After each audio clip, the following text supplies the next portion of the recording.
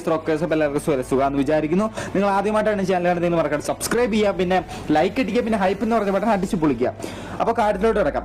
അതായത് നമ്മുടെ ലാലേട്ടൻ ആദ്യം തന്നെ വന്ന ഉടനെ നമ്മുടെ നെവിനോട് ചോദിക്കുന്നുണ്ട് ഷാനവാസായിട്ട് എന്താണ് പ്രശ്നം എന്ന്. അപ്പോൾ നെവിൻ പറയുന്നുണ്ട് ഞാൻ ഇന്റൻഷനലി ചെയ്തതല്ല, വേണമെന്ന് വെച്ചൊന്നും ചെയ്തതല്ല, അത് നടന്നു പോയതാണെന്ന് ഉദ്ദേശിച്ച് പുള്ളി പറയുന്നുണ്ട് നെവിൻ. അപ്പോഴേക്കും ലാലേട്ടൻ പറയുന്നുണ്ട് എന്ത് ഇന്റൻഷൻ ചെയ്തതല്ല, ഞങ്ങൾക്ക് കാണുമ്പോൾ എല്ലാം ഇന്റൻഷൻ ചെയ്ത പോലെയാണല്ലോ തോന്നണേന്ന് പറയുന്നുണ്ട്.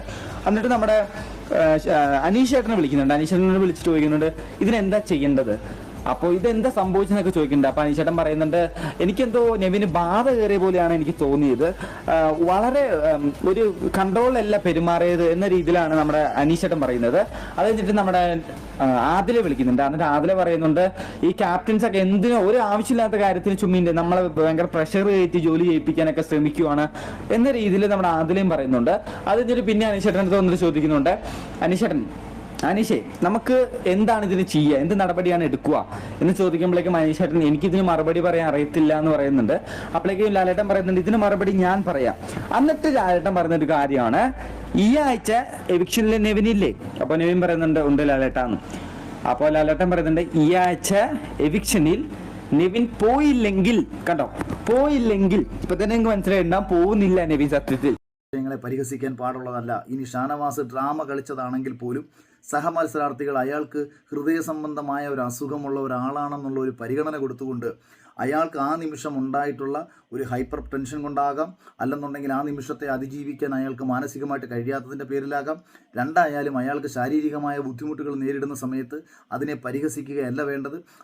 അയാൾ ഡ്രാമ കളിച്ചതാണെന്നുള്ളത് പിന്നീട് നമുക്ക് ചർച്ച ചെയ്യപ്പെടാവുന്ന കാര്യം. ഡ്രാമയാണോ അല്ലയോ എന്നുള്ളത് വിലയിരുത്താൻ നമുക്കാർക്കും അതിനുള്ള കഴിവില്ല. അതിന് മെഡിക്കൽ സയൻസിന് മാത്രമേ കഴിയൂ, അതിന് ഡോക്ടർമാർക്ക് മാത്രമേ കഴിയൂ. അയാളെ ഒരു പക്ഷേ കൺഫ്യൂഷൻ റൂമിൽ കൊണ്ടുപോവുകയോ അയാളെ മെഡിക്കൽ റൂമിൽ കൊണ്ടുപോയ സമയത്ത് ഒരു ECG വേരിയേഷൻ അയാൾക്ക് ഉണ്ടാവുകയോ ചെയ്തു എന്ന് പറഞ്ഞാൽ ഇനി അയാൾക്ക് മറ്റെന്തെങ്കിലും ഒരു അപകടം സംഭവിച്ചാൽ, കാര്യം പൂർണ്ണ ആരോഗ്യവാനായിരിക്കുന്ന ഒരു മനുഷ്യന് ഹൃദയ സംബന്ധമായ പ്രശ്നങ്ങൾ വന്നാലോ ഒരു അറ്റാക്ക് വന്നാലോ മരണം സംഭവിക്കാൻ വേണ്ടിയിട്ട് വലിയ സമയമൊന്നും വേണ്ട. നിങ്ങൾ ആലോചിച്ച് നോക്കൂ, നിങ്ങൾ കാണിച്ച തമാശയ്ക്ക് നിങ്ങൾ ആജീവനാന്ത കാലം ദുഃഖിക്കേണ്ടി വരില്ലേ? അക്ബറിനായാലും ആര്യനായാലും നിവിനായാലും ആജീവനാന്ത കാലം. കാര്യം ഈ വിഷ്വൽ ഇങ്ങനെ എല്ലാ കാലത്തും നിങ്ങളുടെ മുന്നിലേക്ക് എത്തും. ഷാനവാസിൻ്റെ മകൾക്ക് നിവിനെ വലിയ ഇഷ്ടമാണെന്ന് ഹൗസിനുള്ളിൽ വെച്ച് പറഞ്ഞതായിട്ട് പല പ്രേക്ഷകരും പറയുന്നത് കേട്ടു.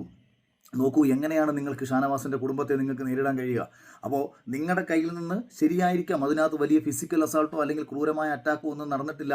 ഷാനവാസ് പക്ഷേ വീണത് എന്തുകൊണ്ടാണ് എന്ന് മെഡിക്കൽ സയൻസിലൂടെ ഡോക്ടർമാരിലൂടെ ബിഗ് ബോസ് പറഞ്ഞറിയിക്കുന്നത് വരെയും അയാളുടെ ജീവൻ രക്ഷിക്കാനും അയാളുടെ ശാരീരികമായിട്ടുള്ള ബുദ്ധിമുട്ടുകളെ പരിഹരിക്കാനും പ്രാധാന്യം കൊടുക്കണമായിരുന്നു എന്നതുകൂടി ഈ അവസരത്തിൽ പറഞ്ഞുകൊണ്ട്